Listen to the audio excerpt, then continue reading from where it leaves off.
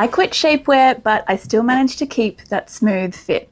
Let me show you how. Okay, so my beef with shapewear is it's just so uncomfortable. You always end up looking like a Christmas ham. Like, why is it that anytime I pull it up to smooth the upper half, then all of a sudden my thighs are escaping?